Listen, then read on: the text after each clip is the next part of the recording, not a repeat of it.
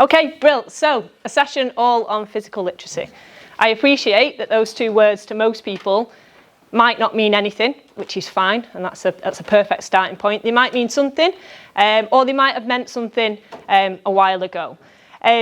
Just for context, this was something kind of that's making a little bit of noise and has been since kind of September last year from a children and young people's perspective, but it was definitely something that we felt is relevant across the whole life course. And so we wanted to bring it today to the team meeting so that everybody can understand kind of what those two words mean, how it applies to kind of yourself and your work, kind of moving forwards. So, physical literacy.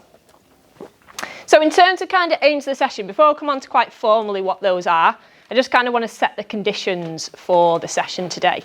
So regardless of who you are in the organisation, regardless of when you started, appreciate that some people are literally starting today, you should be able to connect to this session in some way. So whether that be personally and thinking about physical literacy and your journey with physical literacy, or whether that's about linking it to your work area and how it applies to kind of the people and the networks and the partners that you work with. So no matter if you work in BOPs or you work in finance or you work in kind of ageing or active adults, you should hopefully be able to connect to this work because it's relevant right across the life course.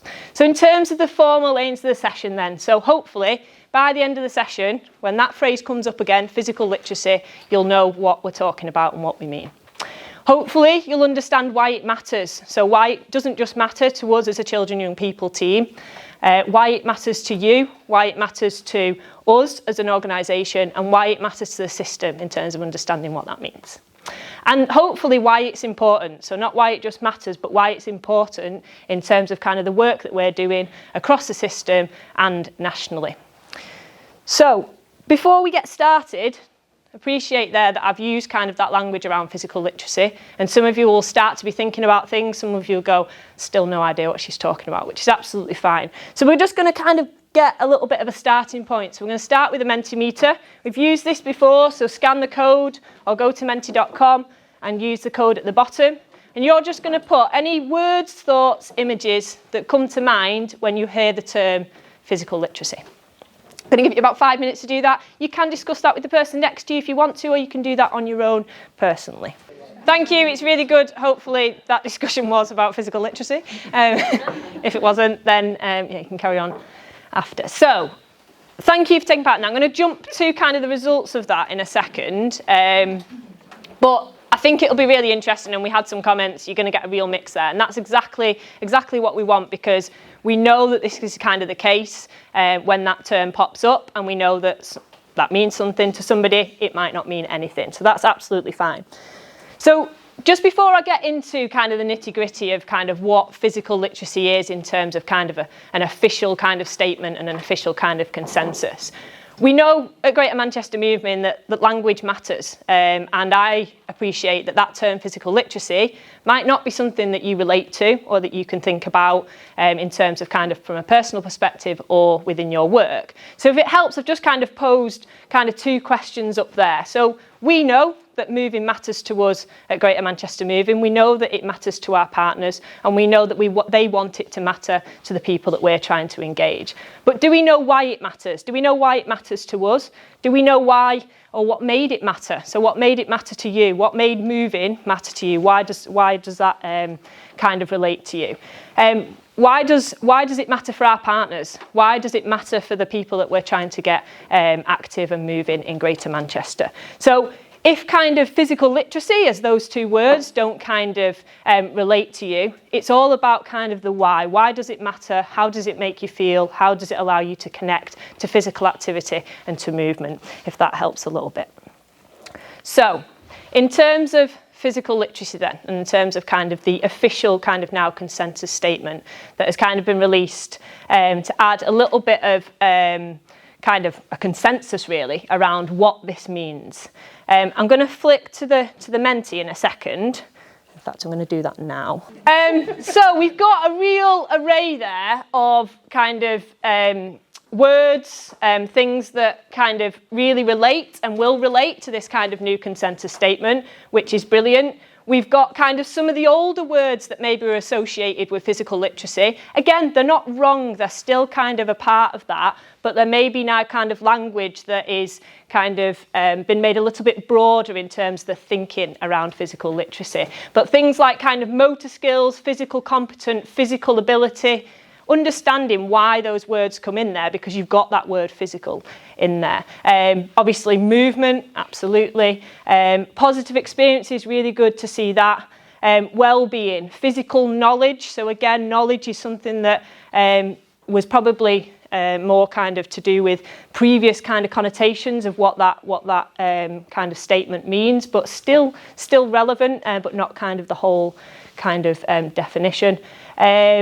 Physical competent, confidence in moving, a lot of confidence coming in there, really important. So thank you for that. I think the reality is that actually a lot of people are not too far away from kind of what we're talking about when we're talking about physical literacy. And there might be some that we pull out there that actually are kind of not as relevant anymore.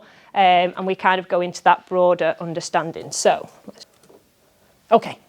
Brilliant. So in terms of physical literacy then and that official statement. So the left-hand side pretty much says it. Physical literacy is effectively our relationship with movement and physical activity throughout life. So if we're thinking about kind of any previous knowledge of what physical literacy may have been interpreted as, I think the main difference is around that relationship. So it's something that kind of you start and you kind of have throughout your lifetime. It's not something that starts and stops. It's something that you kind of build as you build any other relationship. It's the kind of recognition that physical literacy and physical activity, how it makes us feel and connect, is really important, and that affects our physical literacy. If we don't have that kind of opportunity to think and feel when we're taking part in physical activity, then our physical literacy could be affected. And then it's recognising that it's absolutely throughout the life course. This is something that we know is affected by a number of kind of social, environmental factors, from kind of where you grow up to the places and spaces that you take part in physical activity, the community that you engage with, and kind of those people that potentially influence you to take part in physical activity. We know that all of those affect that physical literacy and that relationship with physical literacy. And it's that recognition that actually you can have a positive or negative relationship with physical activity and therefore your physical literacy. So that is kind of the official definition, but as I've said before, don't get kind of caught up in that language. If it helps, kind of have a look at some of the words that are pulled out in kind of the on the right hand side of the screen in terms of that move, feel, think and connect. So that's kind of what physical literacy is about, ensuring that people think about when they're taking part in physical activity, how does that make them think, how does it make them feel? It's thinking about the fact that I might have a positive relationship with physical activity at some points in my life, but actually that might change throughout my life due to different circumstances in terms of the opportunities that have been presented or the situations that I may be in. So that's the formal kind of statement, and that's kind of hopefully, if by the end of the session somebody asks you what physical literacy is today, you'll be able to kind of say and articulate around that relationship with movement. I'm not going to go through this slide, but that's kind of just breaking down what I've said there in terms of breaking down the kind of that relationship, that kind of connection and that throughout life aspect of the consensus statement. In terms of misconceptions, so these were some of the kind of things that we maybe saw that were kind of pulled out on the Mentimeter. And this again is one of the reasons that headline one is one of the reasons that I'm stood here today. It is absolutely not something just for the children and young people team to consider. Ultimately, if we get people to have positive experiences around physical activity, their engagement will sustain and they will continue for their life. So whether that be something that they pick up during their adulthood and then they sustain into kind of being an older adult, then brilliant. So it's definitely not something that is just talked about as part of children and young people. It's something that might be established as part of a children and young person, and that's when they first start their journey with physical activity, but it is not something that is just relevant. It doesn't start or stop within children and young people. They don't leave school physically literate, as one of the points says there. It's not just about that movement part, and that's definitely something from a children and young people's perspective we've reflected on, that actually we do a lot of things from a children and young people sector around the movement opportunities, but do we actually understand why or how a young person feels when they take part in that activity? What are they learning when they're taking part in that activity? And why do they want to continue to do that activity? And that could apply to a young person who's really physically competent, or a young person who actually really struggles. Even though they take part in that, does that make them feel good? Is that something that they're going to want to continue once their mum, their parent, their carer stops driving them there every morning? It doesn't necessarily mean because they do it and they're competent at it that they want to continue to do it. So that feel and connect part is really important. It's not delivered or taught. So previously, we may have seen kind of sessions around physical literacy. That's not wrong, but ultimately the outcome is not physical literacy. The outcome of kind of delivering a session is physical activity, which helps support their physical literacy. As I said there, it's not achieved or accomplished. It's something you start and kind of develop throughout your life course. And it isn't another literacy, which again is why I've picked up on the language, because that might not be something that you relate to. That word in your networks might not be something that actually, if you start talking about physical literacy, they don't go off on kind of a tangent thinking about, oh, right, yeah, I know about literacy and education, this means X, Y, and Z. And I've had personal experience with that when working with the early years network. So, yeah, just some common misconceptions, and hopefully the few past slides have helped kind of just define kind of what physical literacy means in terms of that relationship and connection to movement, and then kind of what it isn't really. So in terms of just a bit of the broader context, in terms of, I've explained here, we're stood here because in September, on the 28th of September last year, they launched the consensus statement for physical literacy. A bit of a strange thing, to be honest, to launch a definition of something, not something that you hear of. But actually, on reflection, and as we kind of, as a CYP team at first attended that event, and we kind of came away, the first reflection was, wow, we need our whole team to be on board of this because it's actually across the life course.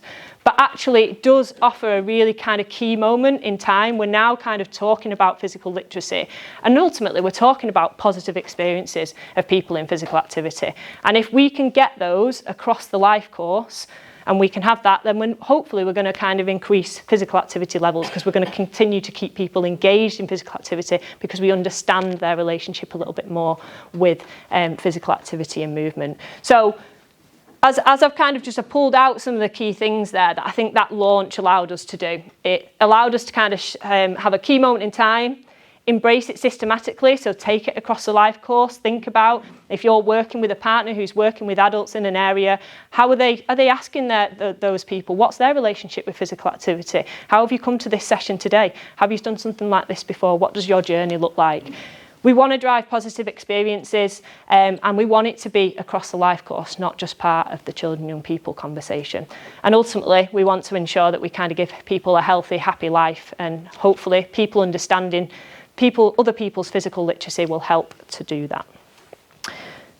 So, as I've mentioned throughout this, and I think I've said it over and over again there, the role of you guys in terms of speaking to your partners about that role of physical literacy to support the work that we're doing.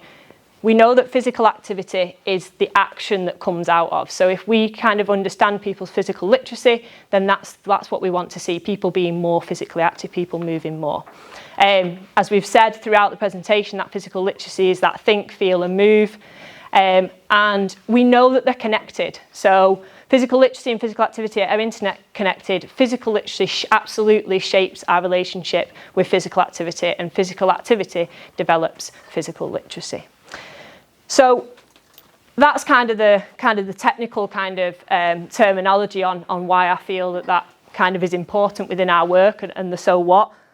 For me, I think these two pictures absolutely summarise why physical literacy is important. So From a children and young people's perspective, yes, we know it's not pigeonholed in that, but it starts in that. And if young people can find the joy in movement as well as want to move, then that absolutely helps them to sustain that for the rest of their life. And ultimately, this is what we want. We want older, active adults to enjoy movement, to want to take part in physical activity, to be able to connect to that in a different way, find kind of their joy in what they're doing. So for me, these two pictures kind of summarise why physical literacy is important.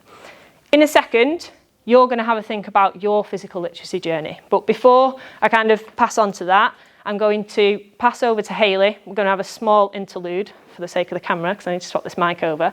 And Hayley's going to kind of talk about her journey and why Hayley's going to say it, but why she's kind of found this work important and why we want to kind of take this kind of across the life course and across the team. So when Jess and the team brought the little leaflets to our team meeting and put them in the office, I thought, oh, they look nice. And I'm going to be dead honest. It's like, oh, they're nice and colourful. I'll pick them up while I'm having my cup of tea. Oh, right. And I'm like, this really had this light bulb moment when I read this and looked at the information on the website about the launch and about what this was all about, because I realised just how useful this is to all of our work, as Jess said. So when I read it, I think my initial thoughts were like physical literacy, that's early years, that's 0 to 5, that's about, fundamentals of movement. That's where my head went to when I heard the term physical literacy, first of all, because of my association with this work over the years.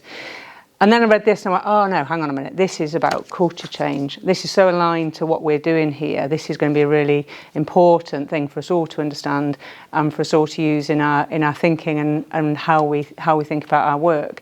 And it very much for me sits in that kind of culture layer of the onion diagram, which is about changing mindsets, beliefs. It's about language. It's about imagery. It's about understanding how this is a really powerful potential way of, if we can change mindsets, beliefs and worldviews around movement and think about it as a relationship with movement over your life, oh wow, what would we unlock then?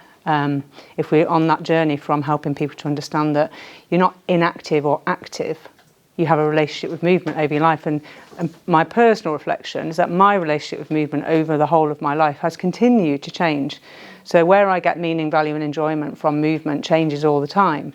What I do changes over time. How I think about movement changes on a day-to-day basis, depending on sort of various stages of life, various kind of external factors, physical environment, workplace, etc. So I could relate to this really personally. And I was like, whoa, hang on, this is really helpful. You could say, well, that's not anything new. We've been talking about that within GM Moving for a long time. But it just felt something quite significant in the fact that nationally, internationally, there's a new language that we can use here, which goes beyond Greater Manchester and helps to kind of set some different conditions across, globally around how we see this relationship with people's relationship with movement and what power that has to potentially unlock in terms of addressing inactivity and inequalities. So it was a real light bulb moment for me. And then what's been wonderful, and this is more for us about our ways of working, is that Jess and the team went, whoa, hang on, this is not about CYP. It is about CYP. It's about all our work. It's about everybody working in the system in Greater Manchester needs to understand this. And so therefore, and not in a hierarchical way, more of a kind of we need to lift this up and out of CYP team. We need to recognise that this is all of us. And then Jess asked if I would go to the next kind of national steering group workshop around it down in London, which was in November, I think. So there's something about the way of working there, which is recognising, hang on, we've got an opportunity to lift and amplify this. And how do we all play our part in that? And I thought about, well, I'm busy, but yeah, day out to London with Jess on the train, that'd be fab. But recognising that actually I've got a responsibility here to recognise that I've got a role to play. I have relationships in the national networks, we've got the global community of practice, we've got all sorts of different routes through which to lift and amplify this. And then so working with Lil, who's the sort of CYP lead from the Active Partnership Chief Execs, and Helen in the Active Partnerships national team as well, and a few others have been really open to the possibility of how do we work together to make sure that this is amplified and shared more widely. And that in all active partnerships around the country and governing bodies and health systems, that it doesn't just sit in this space of this is about early years and children, young people, and that we've all got a role to play in that. So there's something there about it's a light bulb moment. Notice that. Oh, hang on. and then noticed that, well, what's the way that we can make sure everyone can play their part? On that day in London, there were some people on the table, and there were some brilliant activities in that session. I was on the table with a guy who'd been involved in the original research, Lawrence, and then a couple of people who'd been involved in the steering group nationally. And the questions it was asking about were brilliant, because I can't remember the company who were delivering that session. Think Public. We're asking brilliant questions about what hopes and fears I've got about this, and it allowed us to name and make visible to each other the things that we were holding on to. So I was saying, I've got a real fear, which is like, I'm going to tread on Lil's toes, who's the CYP lead for the Active Partnership Chief Execs. I've got a fear here, like, who am I to step into this space? Why would I, dive in and take over this piece of work? So there's some real, fear. So I was able to name those fears, and then to be reassured from the people on the table, no, this is what they wanted. They wouldn't see it as me coming in and taking over and being on their turf and on their territory. That's what they actively sought for that to happen. Lawrence, and I'm not sharing anything confidential because he's contributed to the blog about it, but Lawrence, who'd done the work, and done the research and been involved for a long time, named his fears about, well, what if it loses integrity as we kind of give it to the world and people start to use it in the way we want to, set it free, turn it into a movement, physical literacy. What if people don't hold on to the research and the data and the evidence about what really matters? And how could he overcome his fear in letting it go and maintaining the fidelity of it, whilst at the same time allowing people to use it in ways that matter to them and their work? So that was a really important, I think, part of the process. What it also then did was allowed me to follow up, and Jess, there's a behavioural thing in here as well, which is Jess has let me go and have my own conversations about it. So just before Christmas, just after Christmas, I followed up with a couple of people I'd met. How would you like to write a blog about it? Tom Hall and I had a chat in the pub about it in London from Active Gloucestershire, and he'd been saying, I really want to write, I've never blogged before, but I think I'd like to. And I'm like, well, I'll help you, let's write about physical literacy. So this is how it works. And so Tom and I started to write a blog after Christmas, and then we pulled Lawrence in because his voice would be really important in this. And then we set out really in answer to some of the questions that we've been holding about what's our role, what are we concerned about, what's the art of the possible, what might get in the way. Colleagues at Sport England got really involved as well, and really helped us to kind of, to make that the people, Charlie and so working in Sport England, wanting us to work in this way to set it free. So I'm sharing all of that because it is not about physical literacy as much as it's about our way of working and paying attention to those little moments of change. And if you could ripple map the journey so far, which I was starting to do on my pad there, you'd notice that there are these moments of change which are really significant in the way we work, and it's a sort of very relational approach to set things free. So there's another kind of strand to kind of think about. What's next for me, just in the blog, and I'll share it on Teams again afterwards, is that I've got a very clear role to play. I can play that role on the global community of practice. We'll take this in. We've got a national role to play. We've got a role to play in the Greater Manchester system as a whole, and then within this organisation and as individuals. And it has absolutely changed the way I talk to my kids about movement and the questions I ask them, and and people who I'm in my social life, kind of helping to navigate their relationship with movement, how to keep people on the wagon, in terms of movement, physical activity. I'm asking different questions, and I wish I'd had this, 30 years ago. I might have actually made a difference in the world. And it's and I think the thing is here, I mentioned this, but I think this very much for me sits in that outer layer there, which is about language and the stories we tell and the questions we ask and how we change that. And I'd written a piece a couple of months ago about effortless action, so we can get very, very busy delivering stuff and projects and programs and campaigns and all the rest of it, which is part of the work. The easiest part of the work is changing mindsets and then changing how we talk and how we ask questions in all the rooms we're in, because then if you imagine moving healthcare professionals work that we've got coming up in a couple of weeks' time, imagine if in a room full of healthcare professionals we ask people about their relationship with movement and where they get meaning, value and enjoyment in movement, which is very different to the questions we'd asked a few years ago, which have been, how much do you believe in physical activity? How much has physical activity in sport got a role to play in the NHS?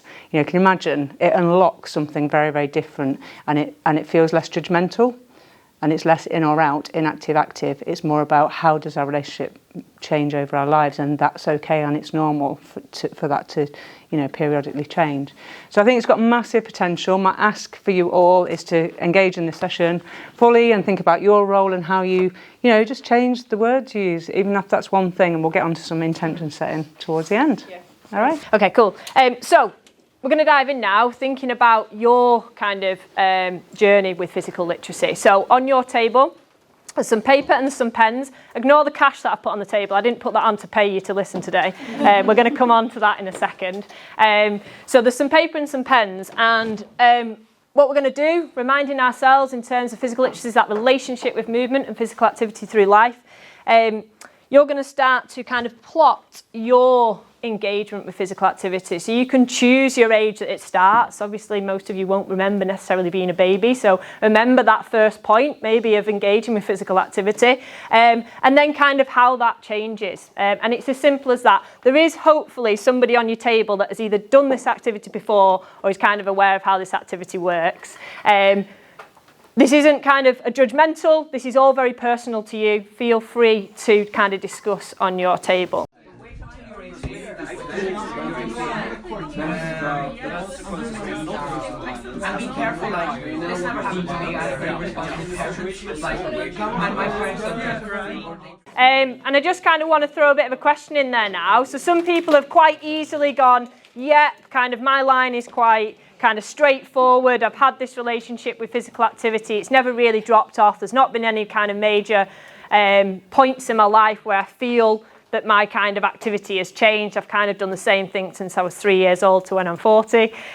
So I think now have a think about, if you've done yours and you've had a conversation, now think about a family member, a partner, or a young person that you know, and think about what would that look like for them in terms of their relationship with physical activity. Obviously, this is personal, but think about now, thinking about taking this into your work. So what would that look like for maybe sister, brother, mother, father, friend that you know. Have a think about plotting that.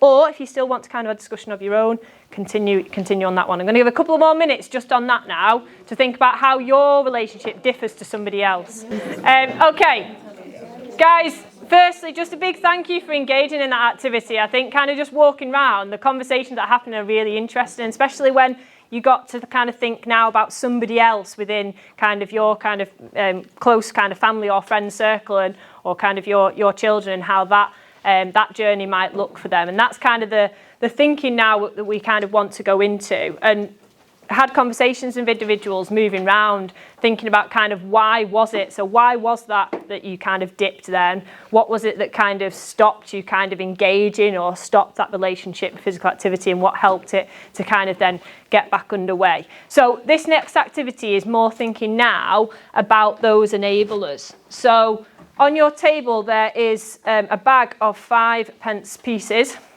And on those 5p pieces, there should be hopefully enough for everybody. If there isn't, obviously you might have to share with the person next to you. On those 5p's, there will be different dates. You're going to look at the date on the coin, and you're going to good, and you're going to think about what age were you when that coin was made. Hopefully you were born. If you weren't, then obviously try and swap it with somebody next to you. And guys, stop getting excited about the money, listen to the activity. That's like payday. Okay. Never give the tools. I know. Okay, so we've all been given our money, we've all been paid. So you're looking at that coin, you're thinking about how old you were when that coin was made. What were you doing from a physical activity perspective? What did your journey look like from a physical literacy and physical activity perspective? Who was it? Who were those enablers that were allowing you to kind of take part in activity? Was that a parent? Was that a carer? Was that education? Was that a club? And then again, reflecting back to your graph, kind of why it then potentially changed, or why it wasn't necessarily kind of a positive time or relationship with physical activity.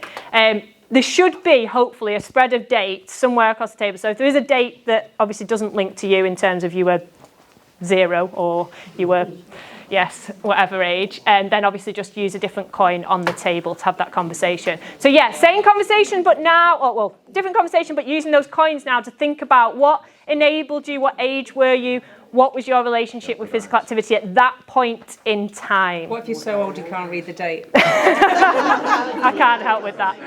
And you're incredibly together. So like I know like some people have just been like notice time they're going and they're just they strung around their family. Nobody's ever So just moving on then and thinking now what we kind of posed at the start in terms of we've thought about why this is important to you kind of as an individual now. We might have started to think about why this might be important to kind of people around us. But now we need to think about kind of why is this important to our work and kind of how you're thinking about how you're taking this conversation, as Hayley said, kind of into rooms. And I want to be really explicit here. There is no ask that you, whatever meeting you go into next, you start saying, right, we've got to talk about physical literacy. That's not the ask at all. It's just to start to think about that small little tweak of language, those questions that you might ask.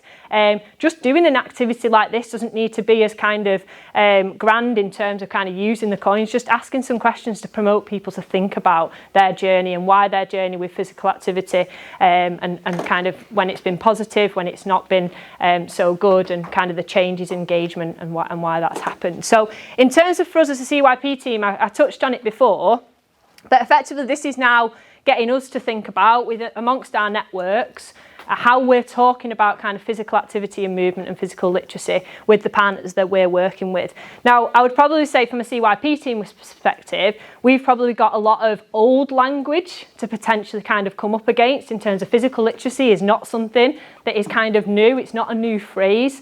So we might have to kind of have some conversations around some of those previous kind of misconceptions around what physical literacy is, or the fact that it's just honed in on that move element. So for us as a CYP team, this is kind of what we're going to look to do in terms of starting, continue and changing that conversation about CYP movement to consider how any opportunity for a young person to move, so that physical action of moving, it allows them to reflect on how they feel, learn and connect to build a positive and meaning relationship with physical activity. So we've not just provided an opportunity for them to move. Yes, that's great, but actually, how do we understand how that makes them feel? And if we can understand how that makes them feel, then we can ensure that we provide a positive experience of that physical activity in the future. So that's kind of what we're going to look to do. But I now want you to think about your work area, your partners, the people that you're working with. If this isn't necessarily relevant to your kind of work area in terms of kind of your more kind of internal working from a finance perspective, I want you to think about maybe how it changes the conversations at home or with friends around their journey with physical literacy. So I'm just going to pose some questions on the table. So first of all, kind of thinking of everything that you've heard today, what language resonates with you? What are the kind of things that you're going to kind of potentially go into a room or maybe start to use now to kind of just talk about that relationship with physical activity and physical literacy? And how do you envisage taking this into your work? So, you know, is it kind of going to be something that you kind of think, right, actually, I'm going to make an effort to kind of just have these conversations, you know, within kind of 3 meetings or this specific meeting, for example. A reminder, there is no expectation that you walk into a room and talk about physical literacy. It's just taking what you've learnt today to think about how that supports you in your practice moving forwards. Can I give an example? Of course you can. Let's give an example just to kind of just bring that to life a little bit. So I was giving my daughter and her friend a lift home from somewhere, and I just asked them, I didn't use the language of physical literacy at all. I basically just said to them, how is your, you know, how have you found meaning, value or enjoyment in movement over your lives so far? Just to test out and see what came into their minds. And it's fascinating because they immediately could relate to meaning, value and enjoyment. And they talked about various, you know, they spun off in all directions and, you know, horrible PE teacher, great sports coach, when they stopped walking to school and got on the bus to college instead so they didn't move at all, you know, all those kinds of things. They kind of spun out in all directions. And then the thing that when they kind of summed it all up was, as 17-year-olds, their reflection was that during this latest period of their lives, they've seen less enjoyment in it. They now see the value of it more than consciously see the value of movement more than they ever have done before. But because of their experiences in their sort of mid-teen to late teen years, their enjoyment of it has gone downhill. And so they move less than they used to. And whereas their reflections on when they were at primary school, for example, is that it was the norm, it was loads of stuff going on, it was on the doorstep, they enjoyed it, it was about fun and social and friends and all the rest of it. And back then, the value of it didn't matter to them at all. They just enjoyed it, so they did stuff and they played out and all that kind of thing. So instead, what I suppose what I took from that and just testing it out with them was the question, turning it into questions and go, what do you enjoy? What have you enjoyed? I've also tested in some work contexts as well, just as an icebreaker for a meeting. The NGB session, for example, it really helped because you've got all these national governing bodies in the room who might have been in their sport mindset. I'm here as the basketball development officer, and actually starting that question of think about all, your relationship with movement over your lives so far. And then we did this thing where we kind of got them to stand up, sit down, as to whether they'd ever tried all the different sports that were in the room. And that in itself was quite a visual way of going, no, actually, we've all tried loads and loads of different things. So it doesn't have to be, like you're saying, an agenda item. It can just be a question in conversation that you might ask a friend or family member or colleague to help them understand.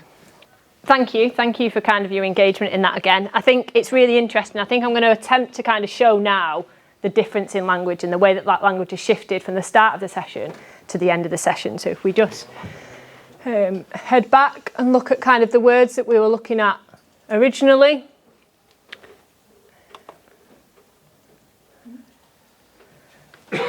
So we've got a lot more kind of skill-based language in there around movement and knowledge were the kind of the words that were being kind of thrown up when we talked about physical literacy. And I think if we kind of skip back now to